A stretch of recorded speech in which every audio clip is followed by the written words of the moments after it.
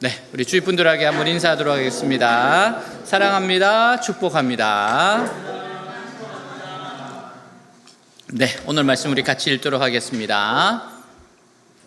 피차 사랑의 빛 외에는 아무에게든지 아무 빛도 지지 말라. 남을 사랑하는 자는 율법을 다 이루었느니라. 간음하지 말라, 살인하지 말라, 도둑질하지 말라, 탐내지 말라 한 것과 그 외에 다른 계명이 있을지라도 내 이웃을 내 자신과 같이 사랑하라 하신 그 말씀 가운데 다 들었느니라. 사랑은 이웃에게 악을 행하지 아니하나니 그러므로 사랑은 율법의 완성이니라. 또한 너희가 이 시기를 알거니와 자다가 깰 때가 벌써 되었으니 이는 이제 우리의 구원이 처음 믿을 때보다 가까웠음이라. 밤이 깊고 낮이 가까웠으니 그러므로 우리가 어둠의 일을 벗고 빛의 갑옷을 입자. 낮에와 같이 단정히 행하고 방탕하거나 술 취하지 말며 음란하거나 호색하지 말며 다투거나 시기하지 말고 오직 주 예수 그리스도로 옷 입고 정욕을 위하여 육신의 일을 도모하지 말라. 아멘. 며칠 전 제가 이마트에서 견과류 4봉지를 샀어요. 한 손에는 가방이 있고 다른 손에는 이 4봉지를 들고 가니까 쉽지는 않았습니다. 횡단보도에서 잠시 멈추었을 때 길가에서 감자, 채소를 팔고 계신 할머니가 저를 향해서 무엇인가를 계속 흔들고 있어요. 자세히 보니까 검은색 비닐봉지였어요. 그러니까 견과류 담아가라고, 그렇게 힘들게 가지지 말고 담아가라고, 그리고 막 흔들면서 저를 바라봤습니다. 전혀 예상치 못한 행동이라 살짝 놀랐어요. 그래서 이건 받아야겠다, 감사한 마음으로 받고 비닐에 물건을 담아서 집으로 가며 잔잔한 감동을 느꼈습니다. 그러면서 진짜 품격 있는 삶이 뭘까를 생각해 봤어요. 인간에게 있어서 품격 있는 삶이란, 품격 있는 삶이라고 하는 것은 다른 사람의 필요를 채워주며 작은 사랑을 베풀려고 하는 인간의 품격을 높이는 겁니다. 그러니까 이웃에 대한 마음이 있고 작은 사랑을 실천하려고 하는 것이 품격 있는 삶이라는 겁니다. 여러분, 사람의 필요를 보고 그 필요를 채우려고 하는 손길이 얼마나 아름답습니까? 주님이 우리에게 원하는 삶이 바로 이런 삶이에요. 그리스도를 만난 사람, 이 세상에 살아가는 동안 바로 이런 삶을 주님께서 우리가 살기를 원하는 겁니다. 자, 우리 8절에서 10절까지 같이 한번 읽도록 하겠습니다. 서로 사랑의 빚을 지는 것 외에는 아무에게도 빚을 지지 마십시오. 남을 사랑하는 사람은 율법을 다 지킨 겁니다. 간음하지 말아라, 살인하지 말아라, 도둑질하지 말아라, 탐내지 말아라는 계명과 그 밖에 다른 어떤 계명이 있을지라도 그 모든 것은 내 이웃을 내 몸과 같이 사랑하는 한 계명 속에 다 요약되어 있습니다. 사랑은 결코 이웃을 해롭게 하지 않습니다. 그러므로 사랑은 율법의 완성입니다. 아멘. 사랑의 빛 외에는 아무에게든지 아무 빛도 지지 말라라고 했어요. 여러분, 이거는 당시 로마의 상황을 잘 알 수 있는 한 단면입니다. 이때 이 사람들은요, 미래에 대한 계획이 없었어요. 그냥 일단 아는 사람 있으면 돈을 빌려서 먹고 마시며 방탕하게 살았습니다. 로마의 분위기였어요. 그러기에 믿는 사람들이 이웃에게 보여주어야 가장 중요한 것은 수입 범위 안에서 지출하는 겁니다. 빚을 지지 않는 거예요. 예수 믿는 사람들은 자신의 재정을 잘 경영해야 됩니다. 즉, 아무리 사고 싶은 것이 있어도 빚을 내어 사지 않는 원칙이 있어야 됩니다. 물론 사업이나 장사를 하다 보면 혹은 살다 보면 어쩔 수 없이 돈을 빌려야 할 때가 있어요. 근데 그 돈을 가장 우선적으로 갚으려고 해야 됩니다. 그러니까 될 수 있으면 우리가 우리의 범위 안에서 쓰려고 하는 것, 이게 그리스도인의 재정관입니다. 그런데 너무 가난해서 먹을 것이 없어 돈을 빌리는 것을 어떻게 하겠습니까? 이런 경우는요, 내가 어디서 자야 하겠는데 돈이 없습니다. 먹어야 되겠는데 살 돈이 없습니다. 이럴 때는 어떻게 해요? 여러분, 이런 경우에는 이해해야 되고 우리가 도와야 됩니다. 하지만 그리스도인이 욕심을 부려서 다른 사람에게 피해를 주며 돈을 빌리면 안 됩니다. 항상 우리는 우리의 범위 안에서 그런 마음으로 살아가야 되는 거예요. 이 당시에 로마는 그러지 않았다는 겁니다. 자, 또 이 말씀을 자세히 살펴보면 피차 사랑의 빛 외에는 아무에게든지 아무 빛도 지지 말라고 가르쳐요. 여러분, 이 강조점이 할 수 있는 대로 아무 빛도 지지 말라는 겁니다. 그러나 이 말씀의 중요한 전제는 뭔가 하면 우리는 다 사랑의 빚을 지고 살아가는 존재라는 거예요. 로마서 서론의 로마서 1장 14절에 보면 사도 바울이 자기 자신이 빚진 자라고 이야기합니다. 헬라인이나 야만인이나 지혜 있는 자나 어리석은 자에게 다 내가 빚진 자라고 했어요. 그가 복음을 받아들이고 예수를 만나는 순간 그가 비로소 내가 빚지고 사는 인생이구나, 이거를 깨달은 거예요. 내 스스로 똑똑해서 잘나서 사는 인생이 아니라는 겁니다. 여러분, 나 한 사람이 복음을 듣고 예수님을 믿기까지 얼마나 많은 사람들이 복음을 위해 수고하고 희생했다 흘려야 했는지 아세요? 정말 많은 사람의 희생 때문에 우리가 이 자리에 있는 겁니다. 우리는 기독교 역사의 도상에서 먼저 복음을 받아들이고 복음을 위해서 수고했던 믿음의 선배들이 있어요. 선교사님들이 있습니다. 교회를 세우고 양육하고 돌봤던 많은 이름 없는 성도들이 있었어요. 여러분, 그러한 분들에게 우리가 빚진 상태로 이 자리에 있는 겁니다. 그냥 이루어진 게 아니에요. 우리의 윗세대가 얼마나 많은 희생을 했습니까? 어느 농촌 목회자는 평생 농촌 목회를 한 아버지가 후임을 구할 수 없게 되자 고민을 합니다. 도시에서 직장 생활을 잘하고 계셨는데 이분이 도시 생활을 청산하고 아버지의 교회를 내가 해야 되겠다. 아무도 하는 사람이 없으니까 목회자가 됐어요. 교회를 맡았습니다. 그리고 그 농촌 마을에 있는 성도들과 정말 몇 안 되는 분들을 위해서 정말 잘 섬기셨어요. 그분이 인터뷰할 때 이렇게 말했습니다.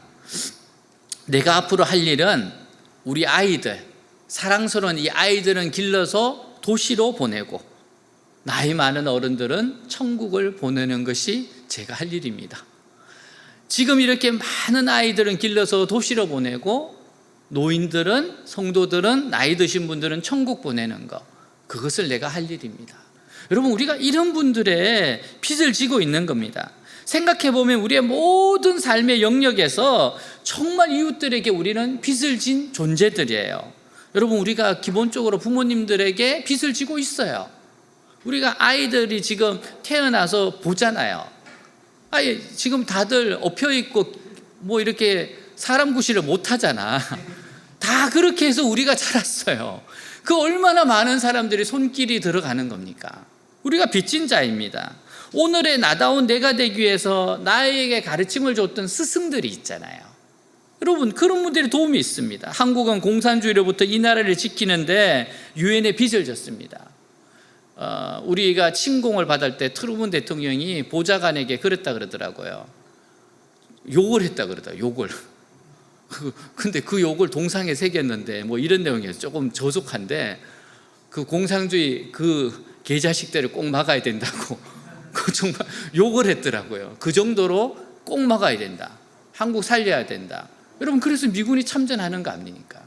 우리는 그렇게 해서 빚을 진 사람들입니다. 우리는 사랑의 빚진 자들의 이걸 잊지 말라는 겁니다.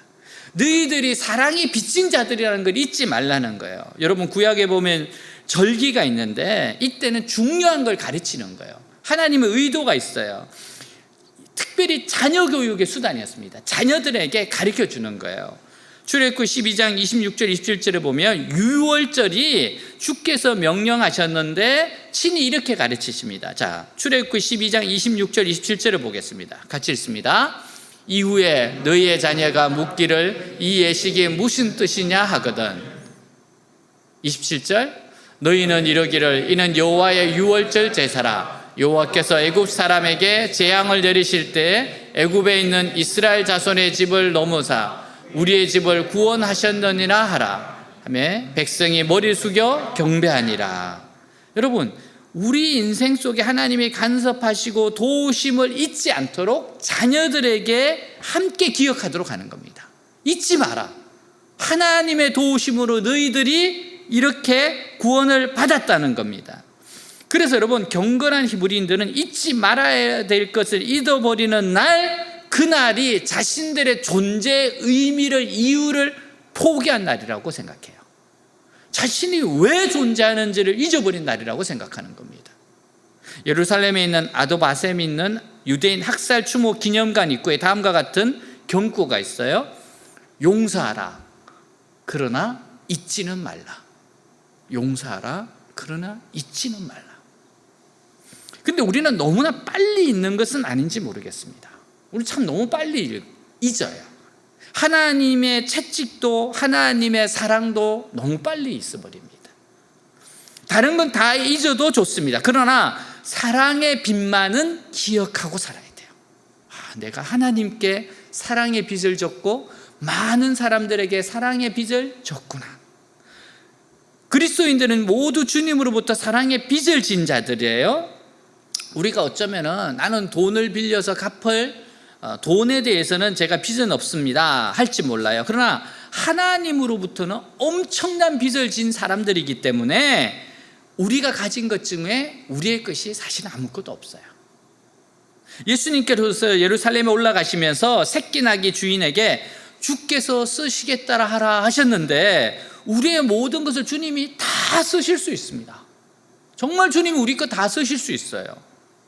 우리는 모두 가진 것을 맡은 자들이지 모두 다 내 것이 아닙니다. 정말 맡은 자들이에요.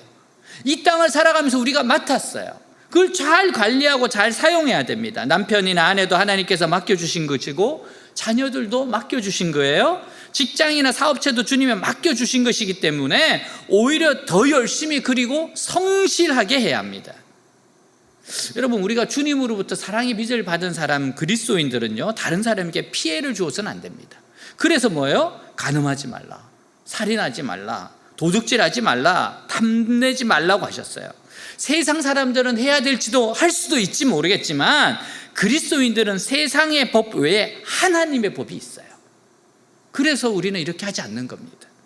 그리스도인들은 간음해서는 안 됩니다. 아무리 세상은 허용한다 해도 하나님의 법을 지켜야 합니다. 거짓 증거를 해도 안 되고 다른 사람들의 것을 탐내서도 안 돼요. 내가 행복하기를 원하는 만큼 다른 사람도 행복할 권리가 있다는 것을 인정해야 돼요. 내 행복만큼 여러분 다른 사람의 행복도 귀하기 때문에 절대 다른 사람들의 행복을 깨트리면 안 돼요. 그래서 이런 말씀을 하셨어요. 내 이웃을 내 자신과 같이 사랑하라 하신 그 말씀 가운데 다 들었느니라. 즉 상대방의 입장에서 한번 생각해 보자는 겁니다. 여러분, 다른 여자를 볼 때 저 여자가 내 누이고 딸이라고 생각해 보자는 거예요. 우리의 개념은요, 이 가족이 확대되는 겁니다. 그리스도인들의 개념은 내 이웃을 내 어머니고 아버지고 아들이고 딸이라고 생각해 보라는 거예요. 여러분, 다른 사람을 내 동생이나 아들이라고 생각해 보라는 겁니다. 어떻게 그러면 사람들을 막대할 수가 있겠고 갑질을 할 수 있겠어요? 그럴 수가 없습니다. 여러분, 근데 정말 이렇게 되려면 지속적으로 자기 욕심을 십자가에 못 박아야 됩니다. 우리의 본성은 자꾸만 갑질하고 싶어 합니다. 다른 사람의 행복을 빼앗아 오고 싶어 해요. 그렇기 때문에 자꾸만 우리는 십자가에다 내 자신을 못 박아야 됩니다. 욕심을 못 박아야 돼요. 자, 사랑은 율법의 완성이라고 그랬어요. 사랑이 율법의 완성이에요. 우리가 이 말씀을 명심해야 됩니다. 사랑하면 하나님 말씀을 다 지킨 거예요. 사랑하려고 하면 됩니다.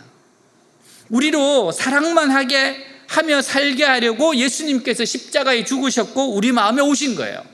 예수님이 왜 십자가에 죽으셨습니까? 성령님이 우리에게 왜 오셨습니까? 사랑하며 살도록 하기 위해서라는 거예요. 여러분, 주님은 십자가를 통해서 우리를 사랑의 삶으로 초대하고 계시는 겁니다. 이제 사랑의 삶을 살아가 보자. 우리가 이웃을 사랑해야 할 가장 큰 이유는요, 하나님이 그들을 사랑하시기 때문입니다. 성 어거스틴이 이런 이야기를 했어요. 하나님을 사랑하라. 그리고 마음대로 해라. 이게 무슨 말이야? 좀 위험해 보이죠? 하나님을 사랑하라. 그리고 마음대로 하래요. 하나님 사랑하는데 마음대로 할 수 있습니까?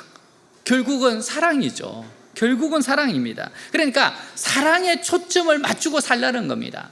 우리가 많은 말씀을 잘 모를지라도 사랑에 초점을 맞추면 사랑을 제대로 할 수 있다는 거예요.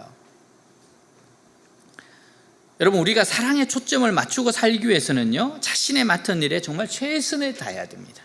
자기가 맡은 일, 이걸 최선을 다하는 것부터 해야 돼요. 그럼 학생은 학업이겠고 직장인은 맡은 일입니다. 우리가 맡은 걸 최선을 다해야 돼요. 여러분, 우리 일터 사역의 대부 그러면 이제 방성기 목사님이에요. 요즘 그 국민일보에 계속해서 그 역경의 열매가 나오고 있어서 재미있게 읽고 있어요. 정말 목사님을 제가 가까이에서 같이 많은 이야기도 해봤지만은 더 많은 부분을 이해를 하게 됐어요. 그분이 리폼드 신학교에 장학금을 받고 갑니다. 근데 생활비를 안 줘서 일을 해야 됐어요. 박사과정을 포함해서 약 7년 반 내내 넉넉하게 살아본 기억이 없습니다. 월세와 식비를 겨우 마련해 지내는 나날이 이어졌어요. 옷이나 장난감은 모두 중고로 해결했고 병원에 약국에 가는 것이 조심스러웠대요. 부담이 됐대요. 유학 초창기에 이른 아침 고깃집에 출근해 고기를 굽는 일을 했고 토요일에 일했는데 잠깐 눈을 붙이고 교회로 가면 예배 시간이래요. 자주 졸았답니다. 그래서 육체 노동자에게 예배 시간은 경청이 아닌 숙면의 장이 될 수 있음을 이때 알았대요. 그래서 교회에 와서 자는 사람들을 이해하게 됐답니다. 아내가 일본 식당에서 일하는 순간 목사님이 이제 공부할 시간이 조금 생겼어요. 그래서 아내 대신에 첫째 육아를 했답니다. 2년여간 생계전선에 나선 아내 덕분에 잘 지냈는데 이민국이 조사를 나온다는 소식이 들리더래요. 그래서 이게 잡히면은 추방이기 때문에 일을 그만두게 됩니다. 급작스러운 아내의 사직으로 눈앞이 캄캄했는데 곧 경사가 생겼어요. 아내가 쉬는 동안 둘째 딸이 임신이 됐대요. 만일 이민국이 조사 나오지 않았으면 딸을 못 봤을지도 모르겠대요. 다시 세탁소와 건물 청소 등의 육체 노동을 하며 주급을 받아 생활비를 마련했다. 이때 한 일 중 가장 힘들었던 건 사무실과 화장실 청소였다. 모두 퇴근한 오후 8시부터 자정까지 2개청을 돌며 곳곳을 청소했다. 체력 소모뿐 아니라 스트레스도 심한 일이었다. 쓰레기통을 비울 때 캔에서 다 마시지 않은 음료가 줄줄 셀 때면 분노가 일었다. 바닥 청소를 다시 해야 했기 때문이다. 사무실 바닥에 스테이플러 조각을 일일이 주울 때면 절로 한숨이 나왔다.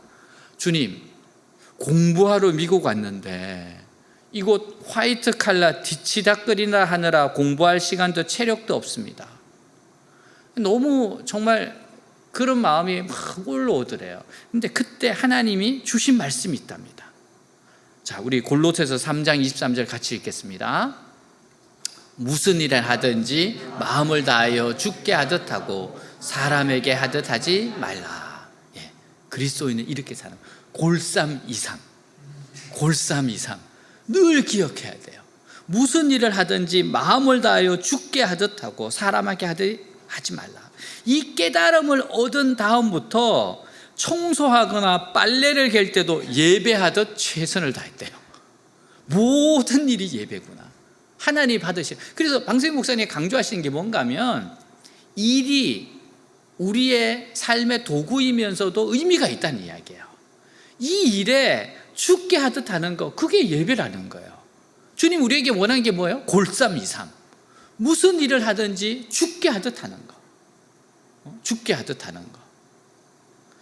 그러니까 너무너무 하는 일이 기쁘더래요. 또 같이 일하는 미국인과도 가깝게 지냈고 삶과 신앙 가운데 노동의 의미에 대해서 깊이 생각해서 하게 됐답니다. 그러니까 책상에서 배우지 못한 것을 온몸을 통해서 깨달은 거예요.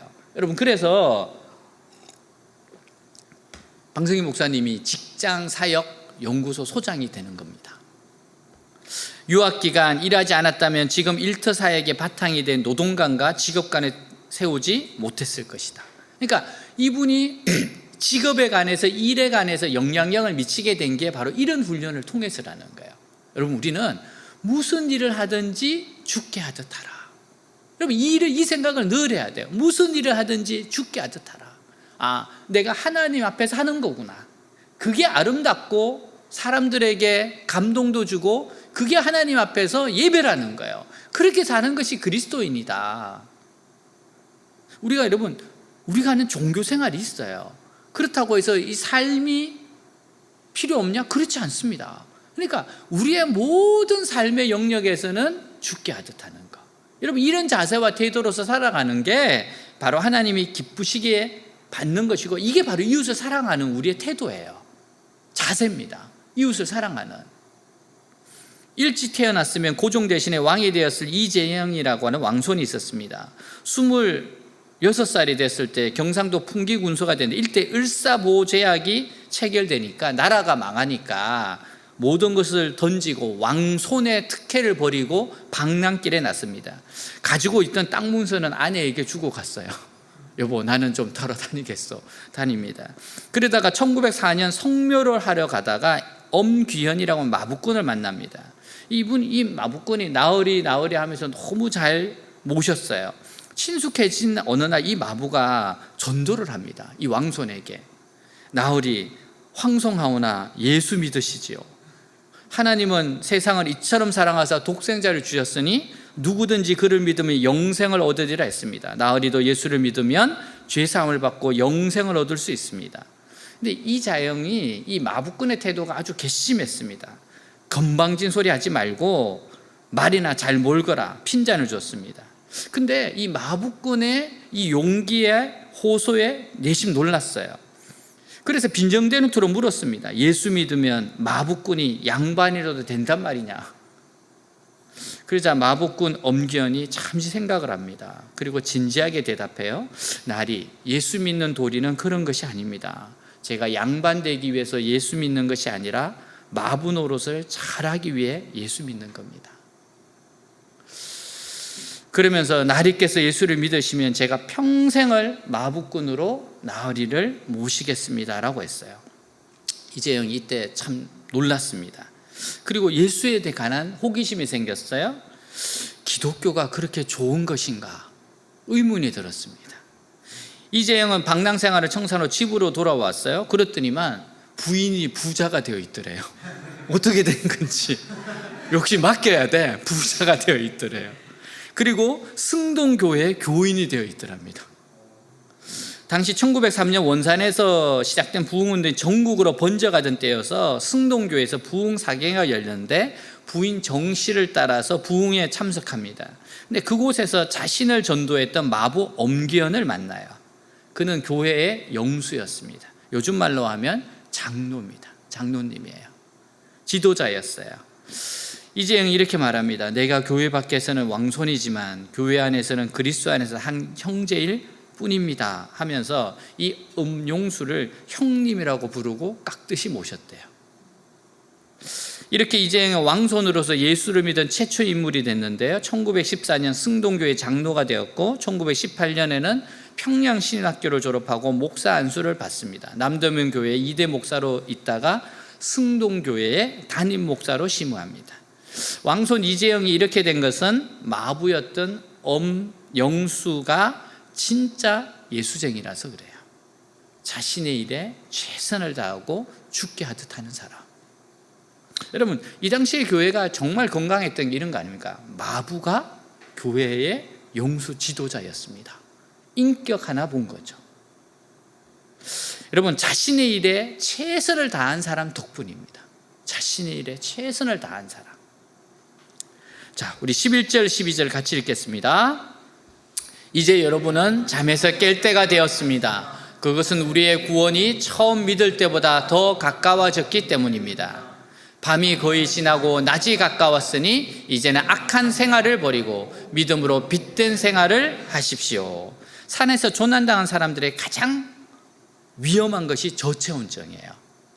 잠이 들면 체온이 급격히 떨어지기에 절대로 자서는 안 됩니다. 자면 죽어요. 믿는 사람들에게 또 다른 심각한 것은 영적인 저체온증입니다.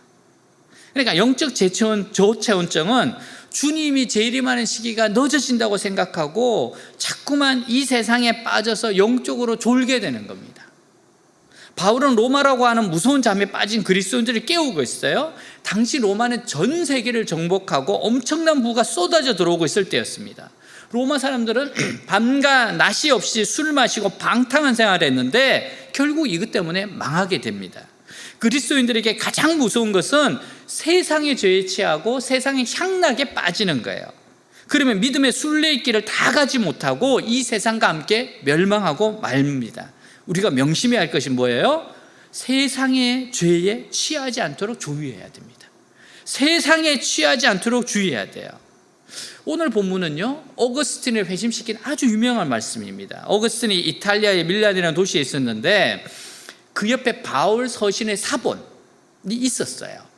근데 읽지 않고 있었습니다. 관심을 가지지 않고 있었어요. 심한 영적 고민과 번민 가운데 절망하고 있었습니다. 그때 옆에서 놀던 아이들이 외칩니다. 집어서 읽어라. 집어서 읽어라. 이 소리를 듣고 이 말씀을 읽고 회심을 해요. 자, 13절 14절 또 읽겠습니다.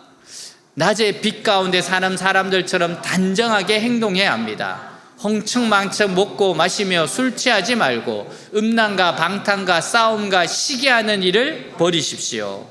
여러분, 우리가 알아야 할 것은 죄의 잠에 빠진 사람을 깨울 수 있는 최고의 좋은 방법은 성경 말씀밖에 없어요. 성경 말씀입니다. 하나님의 말씀은 100만 개의 종소리보다 더 큰 소리로 죄에 빠진 영혼들을 흔들어 깨웁니다. 아주 집요하게 파고들어서 죄의 유혹을 물리칠 수 있는 것도 하나님의 말씀밖에 없어요. 여러분, 이 세상의 죄와 정욕에 빠져 기도하지 않고 신앙생활을 등한해하는 것은 영적 잠에 빠졌다는 뜻입니다. 그러면 곧 저체온증이 오는데 자칫 잘못하면 죽게 돼요. 사람들이 방탕하고 술 취하고 음란하고 호색하는 것은 자포자기하는 겁니다. 모든 것은 될 대로 되라, 그러한 자포자기하는 거예요. 여러분, 그냥 길을 찾다가 찾지 못해서 자포자기하는 겁니다. 길을 찾은 사람은 절대 이렇게 살지 않아요. 여러분, 우리는 길을 찾은 사람들입니다. 길을 찾은 사람들은 거꾸로 올라가는 거예요. 여러분, 물고기가 떠내려가면 죽은 겁니다. 거꾸로 올라가는 거는 산 겁니다. 여러분, 우리는 길을 찾았어요. 어디서 찾았습니까? 성경에서 찾았습니다. 공동체에서 찾았습니다. 이스라엘 백성들은 광야에서 계속 움직입니다. 하나님께 예배드리고 모세의 말씀을 듣는 가운데 계속 움직였어요. 그래서 어떻게 합니까? 가나안 땅을 정복하는 용사들이 된 겁니다. 계속 움직여야 돼요. 계속 말씀을 듣고 움직여야 됩니다. 여러분, 예수님이 늦게 오시니까 대부분의 사람들은 이 세상에서 잘 사는 것이 중요하다 생각하고 자꾸 주저앉으려고 합니다. 그러나 이건 잠자는 겁니다. 여러분, 요즘 기후나 이런 걸 보면 정말 말세 가운데서, 예수님이 부활하시고 나서부터 말세거든요. 말세 가운데서 우리가 진짜 말세 가운데 있구나, 끝물이구나, 그런 생각을 참 많이 하게 됩니다. 이렇게 더울 줄 어떻게 알았겠습니까? 이 기온도 변하는 모든 징조는 정말로 하나님께서 오실 날이 멀지 않았구나, 그런 것을 반증하는 것이죠. 어느 성도가 의사로부터 6개월밖에 살 수 없다는 선고를 받았습니다. 눈앞이 캄캄했어요. 의사를 붙잡고 말합니다.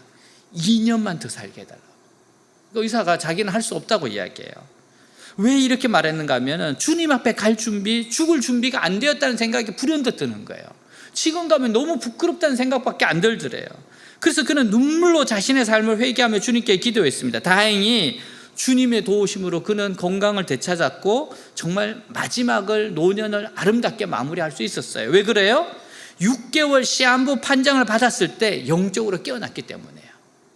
여러분, 하나님께서 우리에게 어떤 이야기를 하실 때 영적으로 깨어나야 됩니다. 하나님 우리에게 사인해요. 깨어나라는 거예요. 정신 차리라는 거예요. 어느 손자하고 할머니가 지하철을 타고 가는데 할머니가 졸려서 자요. 그러니까 손자가 할머니 자면 안 된다. 잠이 오는 거 어떡하면 계속 자니까 할머니의 얼굴을 탁 때리면서 졸지 말라고. 여러분, 때로는 하나님께서 우리에게 말씀으로 우리를 강타할 때도 있고 환경적으로 우리를 강타할 때가 있어요. 그게 무슨 말이에요? 잠에서 깨라는 겁니다. 잠에서 깨라는 말이 뭔가 어둠의 행실을 버리라는 거예요. 하나님이 원하지 않는 행실에서 벗어나라는 거예요. 정신 차리라는 거예요. 우리는 깨어 있어야 됩니다. 주님은 도주까지 오실 거라고 했어요. 여러분, 열처녀 비유 보면 어떻습니까? 기름 준비한 5처녀는 혼인잔치에 들어갔지만 기름 준비 못한 5처녀는 잔치에 들어가지 못했어요. 여러분, 신앙은요, 평소에 준비되어 있어야지 급할 때 속성으로 만들어지지 않아요. 절대 신앙은 속성반이 없어요. 하나님이 그렇게 하신 적이 없습니다. 신앙은 속성으로 되는 게 아니에요. 그러니까 우리가 여러분 매일매일 꾸준히 쌓아가야 됩니다. 이게 결국은 실력이 되는 거예요. 여러분, 다니엘 기도도 그렇잖아요. 매일 꾸준히 하는 것이 결국에 우리의 실력이 되는 겁니다. 오늘 성경에 보니까 그리스도로 옷 입으라고 했어요. 어떻게 옷 입습니까? 여러분, 우리가 예수님으로 충만하면요, 속 사람이 충만하면 겉으로 막 드러나기 시작합니다. 이쪽으로 봐도 저쪽으로 봐도 어느 쪽으로 봐도 예수님이 자꾸 보여요. 여러분, 이게 예수님으로 옷 입는 겁니다. 그러니까 신앙에는 빈틈이 있어서는 안 된다는 거예요. 예수님으로 싸고 또 싸야 됩니다. 그래서 사탄이 어떻게 유혹하더라도 텀을 주지 말아야 돼요. 그래서 우리가 하는 게 뭡니까? 말씀과 기도의 경건의 삶이에요. 여러분, 경건의 삶을 해야지 우리 속 사람이 강건해져요. 거기서부터 우리 속에서 우러나온 성령의 능력이 계속해서 나오고 우리의 삶이 바뀌는 겁니다. 여러분, 또한 우리 삶의 현장에서 주님께서 기뻐하시는 게 뭘까? 내가 지금 순종해야 될 것이 뭘까? 예수님이라면 어떻게 하셨을까? 예수님이라면 어떻게 하셨을까? 이런 질문하고 생각해야 됩니다. 여러분, 그리고 성령의 감동을 따라서 순종하면 예수로 옷 입은 삶이 나타나는 거예요. 사랑하는 여러분, 미래에 대해서도 너무 두려워하지 마세요.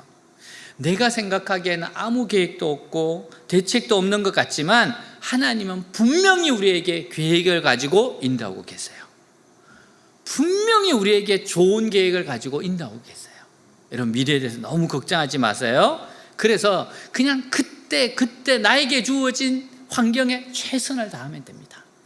내가 지금 최선을 다하고 있으면 주님이 알아서 그 다음을 인도하십니다. 여러분, 우리가 참 많은 것을 교회에서 경험하는데 그렇잖아요. 저도 정말 제가 학교에 있다가 병원에 가서 강의할 줄은 몰랐어요. 이렇게 많은 의료진 앞에 설 줄은 몰랐습니다. 그래서 정말 하나님은 선한 분이시구나. 생각지도 못했던 분들을 만나게 하시고 이끌어 가시는 거예요. 여러분, 그래서 미래에 대해서 너무 걱정하지 말고 오늘 하루 나에게 주어진 것에 최선을 다하면 돼요. 여러분, 하나님의 사랑을 믿어야 돼요. 시 제목이 그냥이야. 엄만 내가 왜 좋아? 그냥. 이게 엄마 대답이에요. 그러니까 넌 왜 엄마가 좋아? 그냥. 이거 끝이야. 나도 쓸 수 있어. 나도 생각했던 거야. 근데 시로 안 만들어서 그렇지. 여러분, 이게 사랑이잖아요. 하나님께서 우리 사랑하세요. 정말 사랑하십니다. 우리에게 좋은 계획이 왜 없습니까? 한 사람 한 사람 다 좋은 계획이 있어요. 교회에 대한 계획이 있습니다. 우리는 이거를 믿고 그때 최선을 다하고 하루를 살면 돼요. 한 발 한 발 나아가면 됩니다. 하나님께서는 우리로 하여금 이 세상에 믿음으로 실험하게 하셨어요. 우리에게 죄를 물리칠 믿음도 필요하지만 세상에서 여러분 질서를 보는 겸손도 필요합니다. 겸손도 필요해요. 예수 믿는 사람들을 여러분 정말 미움받지 않으려면요, 제가 늘 말하지만 잘 웃고 인사 잘하고 겸손하면 돼요. 일단 잘 웃어야 돼. 그리고 잘 인사해야 돼. 그리고 겸손하면 됩니다. 솔직하고 성실해야 됩니다. 이게 세상에서 원하는 모습이에요. 그렇지 않아도 미움받는 처지에 인상 쓰고 있으면 미움 더 받아요. 이상한 족속이라고 자꾸 그럽니다. 여러분, 술도 안 먹잖아. 그럼 웃기라도 잘해야지. 여러분, 이렇게 우리가 웃고 인사 잘하고 겸손하고 성실할 때 이 사람들이 사는 이유가 있겠구나 생각하지, 그렇지 않으면 저 사람들은 도대체 왜 사냐 그렇게 생각할 수밖에 없어요. 오해를 산다니까. 여러분, 우리가 오히려 최선을 다하면서 성실하게 살아가는 사람들이 이 세상이 멸망한다니까요. 그게 설득력이 있지. 그렇지 않으면 설득력이 없어요. 우리의 삶이 그래서 여러분 사랑의 삶이 되어야 되는 겁니다. 사랑하는 여러분, 우리가 이 세상에서 사랑의 빚은 졌다는 것을 잊지 맙시다. 하나님께로부터 사람들에게 사랑의 빚을 졌다는 것. 그래서 조금이라도 다른 사람이 어려울 때는, 다른 사람이 필요가 보일 때는 그때가 내가 갚을 때라고 생각하시면 돼요. 이거 하나님이 내가 이제 갚을 때구나. 사람들의 필요가 보여요. 그들을 조금 도와야 되겠어요? 그러면 내가 하나님께 빚진 거, 사람들에게 빚진 거 내가 이제 좀 갚을 때가 됐구나. 그렇게 생각하고 도와주면 됩니다. 여러분, 결국 우리는 이 세상을 떠나는 것이 영광이고 축복입니다. 정말 이 세상 떠나는 게 영광이고 축복이에요. 너무 이 세상에 빠져 저체온증으로 신앙의 열기를 잃지 말고 주님이 부르시면 언제든지 기쁘게 떠날 준비하셔야 됩니다. 천국 가면 좋은 게 뭘까? 다니엘 기도 안 해도 될 거야. 기쁘죠? 천국 가면 안 해도 돼. 가기 전까지 열심히 합시다. 하나님 주신 감동을 따라서 열심히 기도하고 하나님의 말씀을 붙잡고 기도하며 경건의 훈련으로 우리가 이웃에 대한 태도, 사랑으로 대하는 태도의 삶을 삶의 현장에서 살아냅시다. 기도하겠습니다. 다 같이 일어나겠습니다.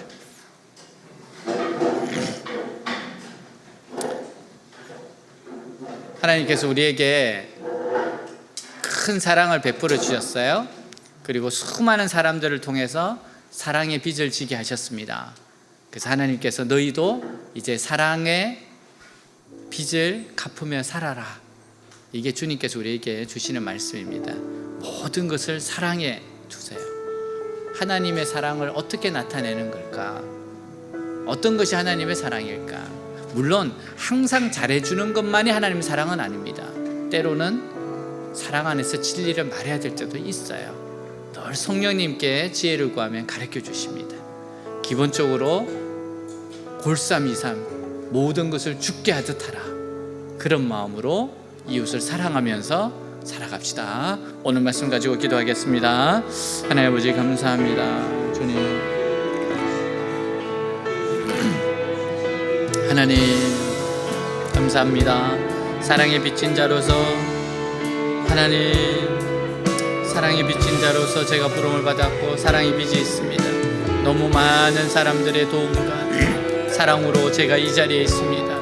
하나님, 그 사랑의 빚을 갚아야 되고 사랑의 빚을 행해야 되고, 사람들의 필요가 보일 때 내가 빚 갚아야 될 줄로 알고 나아가는 저희들이, 우리가 교회가 되게 하옵소서. 정말 필요를 채워주는 작은 것부터 시작해서 그들의 필요를 채워주고 온통 사랑으로 대할 수 있는 하나님, 나의 삶이 되게 하옵소서. 하나님의 사랑 때문에 두려워하지 않습니다. 하나님의 좋은 계획이 있습니다. 하나님의 선한 계획을 믿고 한 발 한 발 나아가게 하여 주시옵소서. 하나님의 선하신 계획을 믿고 돕는 것 두려워하지 말고 나아가게 하여 주시옵소서. 하나님, 하나님의 그 놀라운 계획을 믿고 한 발 한 발 나에게 주어진 길을 가게 하옵소서. 무슨 한 일을 하든지 죽게 하듯 하라. 주님께 하는 자세와 태도로 하나님의 사랑을 드러내고 사랑의 통로가 되게 하옵소서. 주여, 내 힘으로 할 수 없사오니 주님 기름 부어 주시옵소서. 성령의 능력을 주십시오. 하나님 은혜를 주십시오. 내 힘으로 할 수 없습니다. 하나님이 도와주셔야 됩니다. 하나님 도와주십시오. 하나님 저희들을 붙잡아 주십시오. 오늘 사랑으로 이웃을 사랑하며 살아가는 저희들 되게 하옵소서. 깨어나게 하시옵소서. 깨어나게 하옵소서. 잠들지 말게 하여 주시옵소서. 일어나게 하여 주시옵소서. 네, 감사합니다.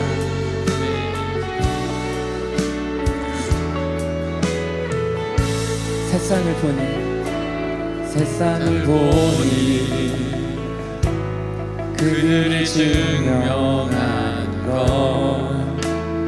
명예와 가진 재물과 힘과 자랑뿐이라. 헛되고 헛돼 허망한 것을 위하여 가장 귀한 주를 부인함이라. 주님을 믿고 주 안에 살아가는 것 얼마나 복된 일인지 증량할 수 없으리. 주님을 알고 주 안에 살아가는 것 가장 귀한 주를 경험함이야. 하늘의 것을 구하게 하소서. 영원한 것을 놓치지 않으리. 주님의 말씀 내 삶의 능력 되시니. 나 주를 힘입어 그의 뜻 이루리. 내가 속한 곳 거룩해 하소서. 주님의 마음 놓치지 않으리. 주님의 세대 믿음이 이어갈 주인이 되어 거룩한 주의 나라 세워가. 하늘의